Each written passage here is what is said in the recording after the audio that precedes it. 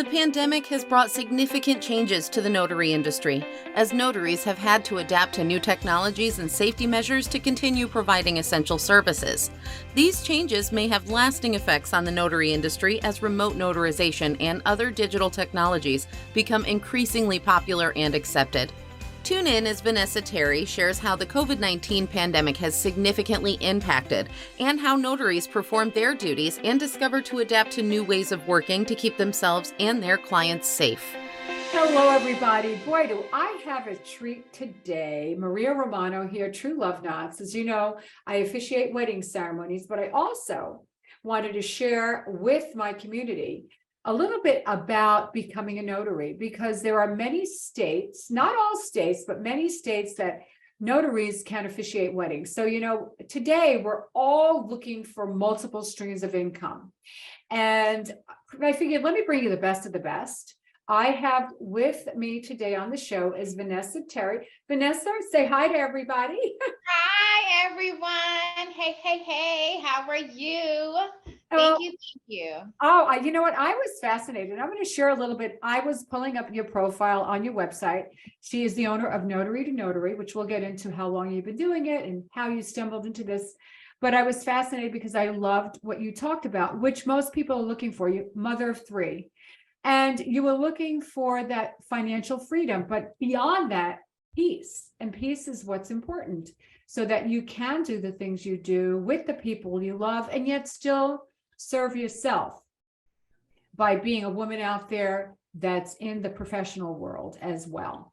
So, and I notice you're from New York, so I have to ask you, what part of New York?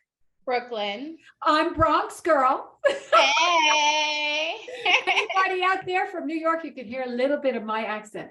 So, just give us a little bit of information, Vanessa, about how you landed up in Virginia, right? And what migrated and how you stumbled into this particular, which you have, well, first of all, wait, back up. She has trained over 50,000, and I'm gonna say that again, 50,000 students have gone through her magnificent courses on Thinkific. I love Thinkific. So you have really elevated yourself. That's why I'm bringing you the best of the best. Okay, Vanessa. So let's go back with how you migrated over and how you stumbled into this. So, like I said, I'm from New York. My mom actually moved us to Virginia years ago, and then we moved back and forth, over time. But I kind of just made Virginia my home, and I like it. I did a lot of different jobs. I went to college out here, and so Your mom moved. Yeah, so my mom moved us down here. We moved back and forth a lot.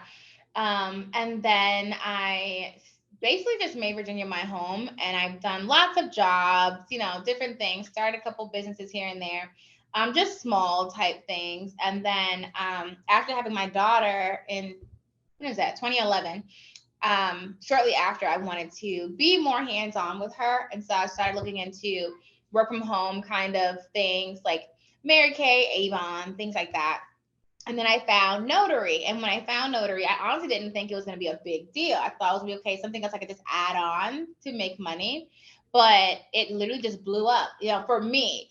So once I started working as a notary and getting those leads and really, doing a lot of notarizations, I started doing loan closings. And in 2016, I quit my job. So I quit my full-time job in 2016. And I've been going full-time ever since then. And I love it. Well, now, and it's given you a lot of freedom, but you've taken it to the next level. I mean, yes, you can be a notary, and there's nothing wrong with that, and going out and notarizing or having your own in service. But you took it up where, what made you decide to get into resources for everybody and, sharing with them how to start their notary business? So, let me see, I quit my job in 2016. And so I was always helping like friends and family, because they would all be like, how are you doing this? And so I would help like just friends and family get into it too.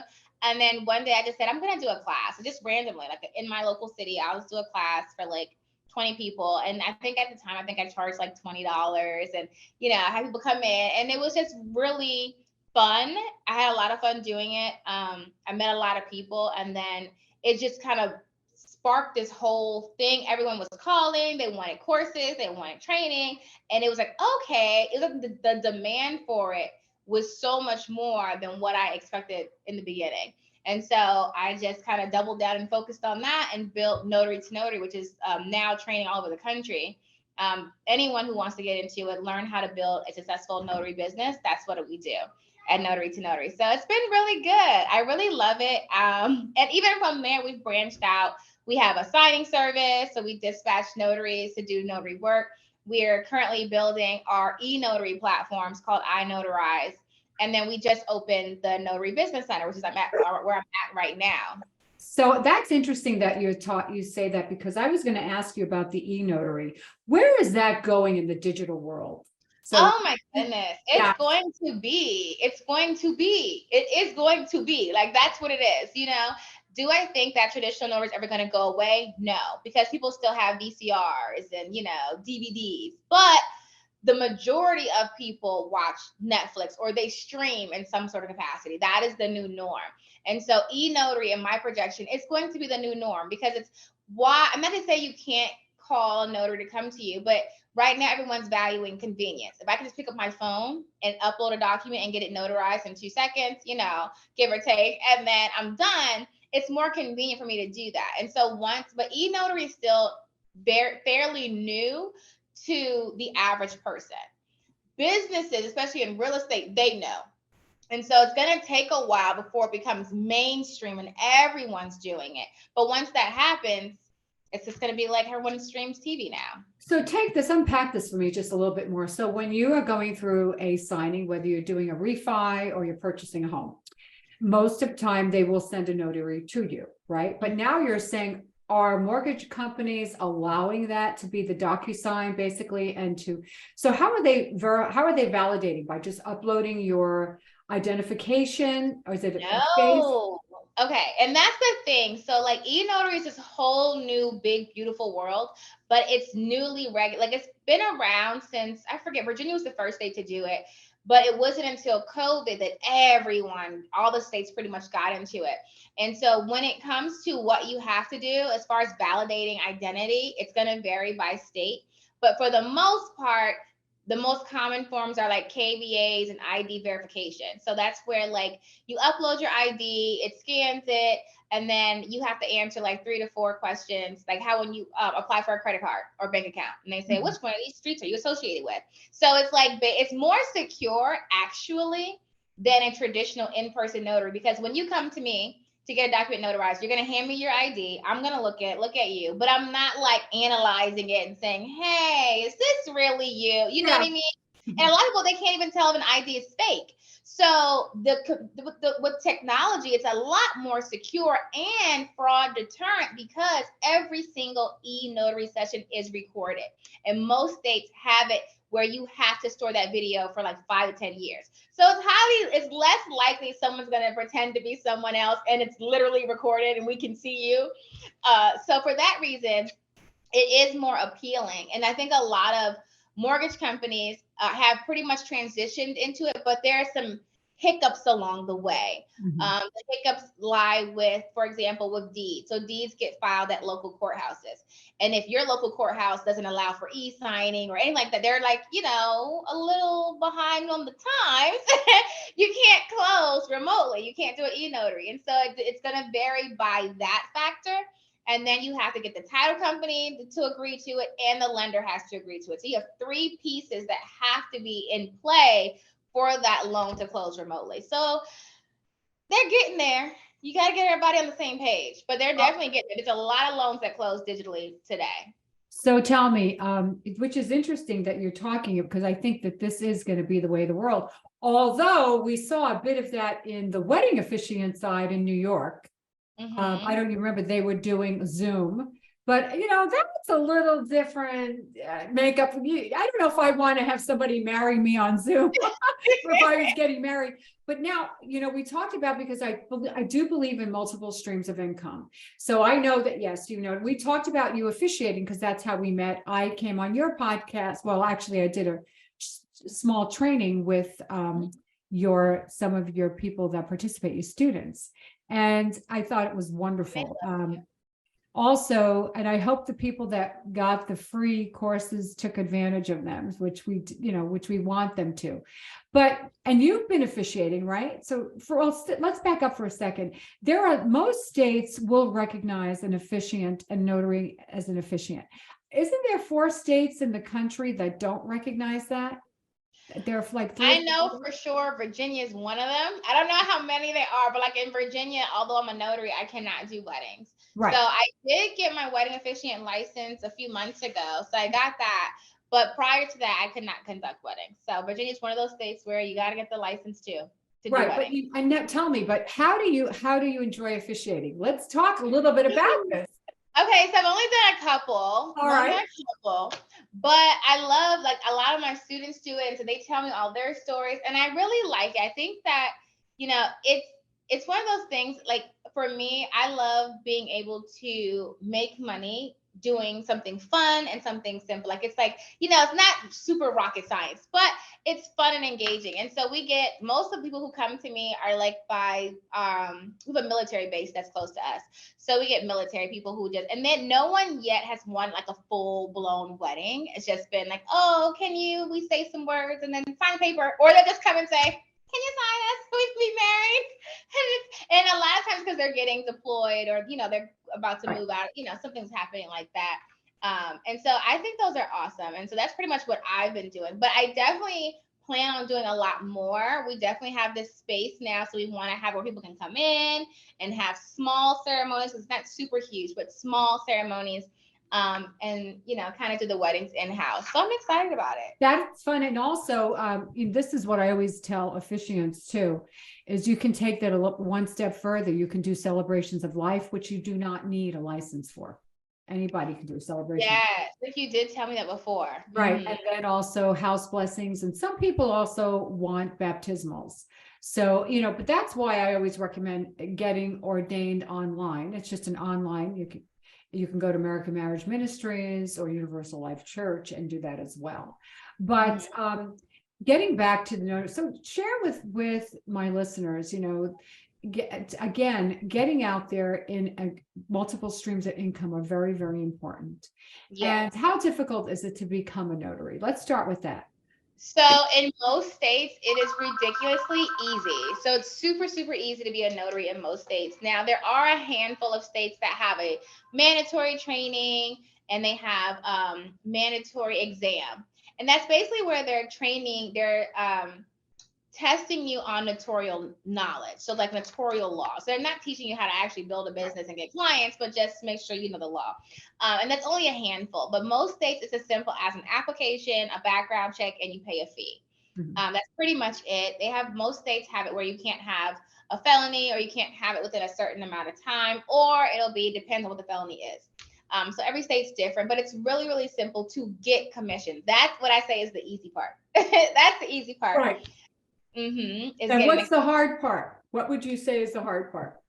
The hard part, honestly, because a lot of people that come to me are coming from jobs. Mm-hmm. And so the hard part is the mindset shift from being told what to do every single day to working by yourself and still working.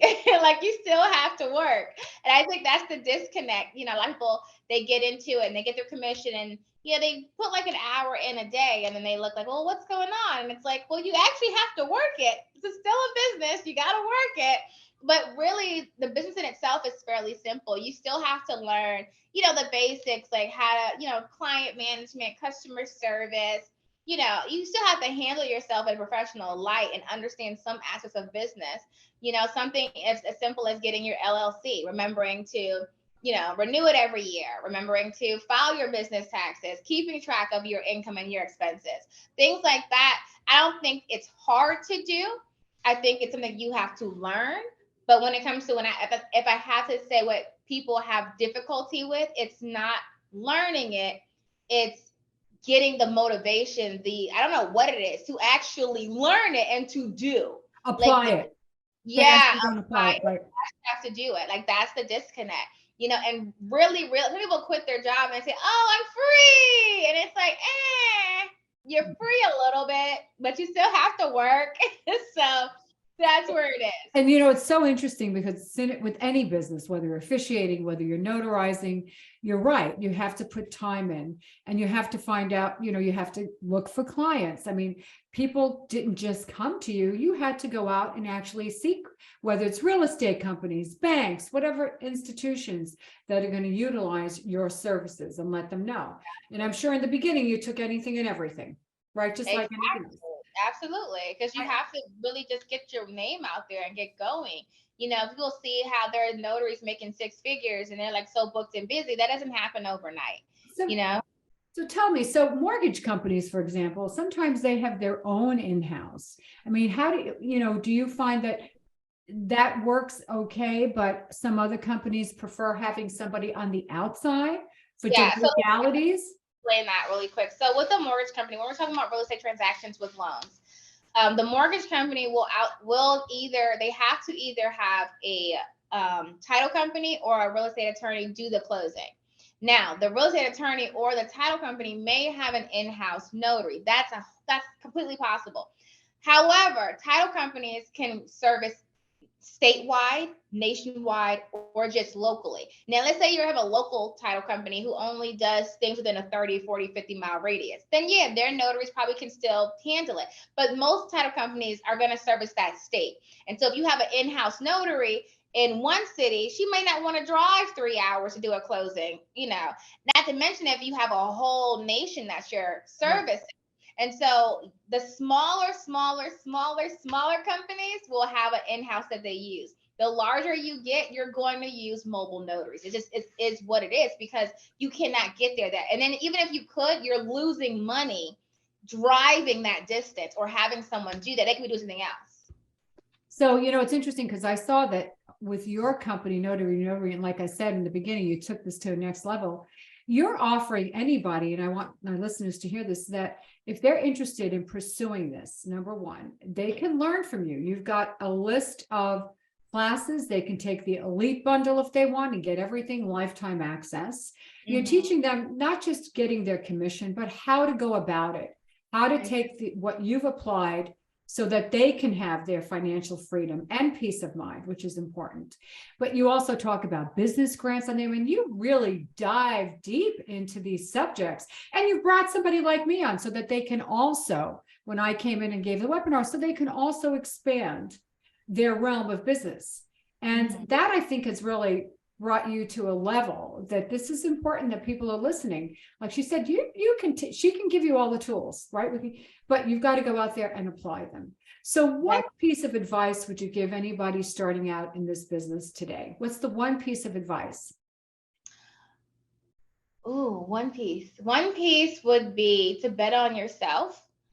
I think a lot of times we keep putting things off, and eventually, and time is limited. Like your life, eventually it's going to end. And I think a lot of people, they stay doing things they do not like or they don't enjoy because of comfortability, fear, whatever. And they never get to experience what you and I experience, which is where you're doing something that you genuinely love.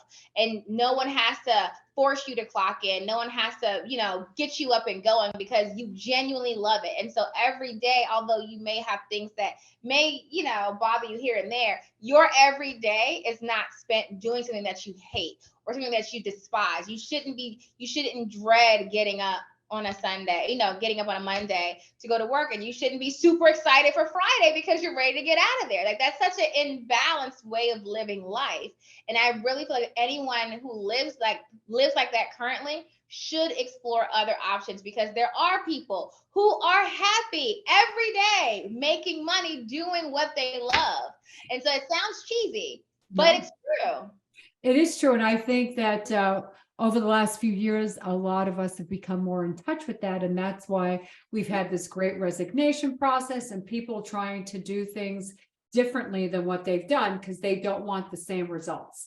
But I got to say that I'm going to add to your piece of advice. I think if anybody is out there that is looking to become a notary, you need to check out this woman's website. And of course, I'm going to put that down in the links when we broadcast this podcast. And it's also going to be on YouTube as well, and all the other channels. So we take it everywhere. But you need to check out Notary to Notary, because Vanessa has really put in a lot of work, and she's done a wonderful job, where I have to say you've taken it to the next level. That if you're looking, because her long journey is your shortcut to becoming a notary and becoming successful. You can do this all the hard way. You can go look up YouTube. You can definitely, but by taking some of her courses is saving you time. And the most valuable asset we have is time. That's true. Can't take it back. Is there anything you'd like to add before we finish? Because I'm so jazzed that it's so really so informative. Absolutely. Anyone who's interested in learning how to build a notary business, definitely go to notaryexpert.com and get into the Ultimate Notary Bundle first. So that's a really good course to lay the foundation. Even if you know nothing, it walks you through every single step. And it does come with lifetime access, completely self-paced. So you go through it on your own time. But then I'm always live, like on social, YouTube, Instagram, TikTok, wherever you get your social media from, you pretty much will find me. And I answer questions all the time. So I'm very, very engaged with my community. I'm not someone that you just buy something and I disappear. You can always call us. You can email us. We have questions right on your student dashboard. You can just ask and chat. So we're very, very engaged. And so I would just love to help you, no matter what state you're in, get started gaining your time and financial freedom through notary. Vanessa, thank you so much. Stay on for a moment. And I want to thank you. And anybody, I'll be putting all this info in the link. In the meantime, as I always say, continue to stay healthy, happy, and safe, and spread love.